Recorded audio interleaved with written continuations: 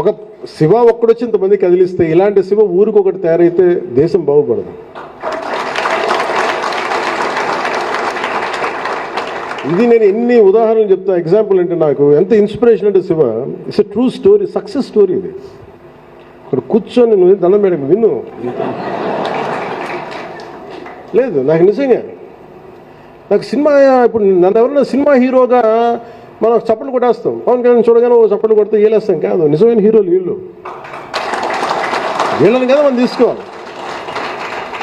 వనజీవి రామయ్య కదా హీరో. నాకు ఏమీ లేకుండా పొద్దున కొంత సద్ది మూట కట్టుకొని ఖమ్మం జిల్లాలో చెట్లు వేయడం.